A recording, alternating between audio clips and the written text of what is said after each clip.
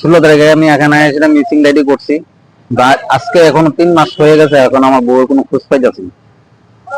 গেছে কি আসুই না, জীবিত আছে না মারা গেছে এটাও খোঁজ পাইতেছে না। এখানে আসলে পুলিশ প্রশাসন বলে ওরা দেখছে, কিন্তু এখন অব্দি আমি সঠিক উত্তর পাইনি। আমি আমি ওসির কাছে হাত জোড়ে প্রার্থনা করছি, আমার বউ কোথায় গিয়েছে তার খোঁজটা নিয়ে দেয় আমাকে।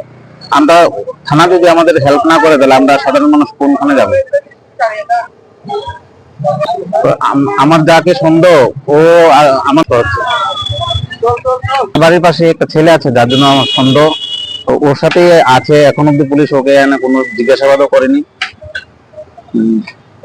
আমার ছেলে বউ কি ওর সাথে আছে, জীবিত আছে না মরে গেছে তার খবরটা তো আমি পেতে হবে। আচ্ছা 3 মাস হয়ে গেল পুলিশ প্রশাসন কোনো চেষ্টাই করছে। যদি আমার বউ জীবিত থাকে তাহলে তারা খুঁজে বের করতে পারছে না। এবং আমার একটা 12 বছরের শিশু সন্তান আছে, ওকে নিয়ে আমার চলতে খুব কষ্ট হচ্ছে।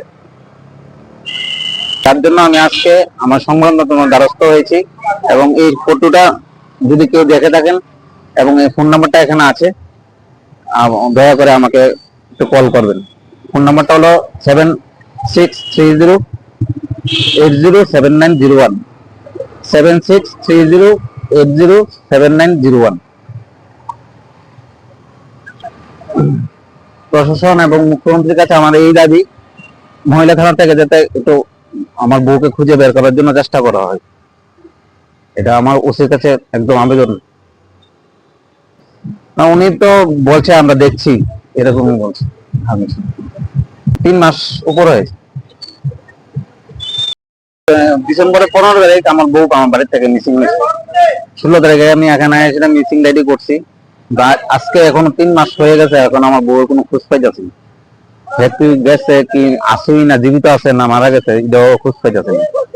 এখানে আসলে পুলিশ প্রশাসন বলে ওরা দেখছে, কিন্তু এখন অব্দি আমি সঠিক উত্তর পাইনি। আমি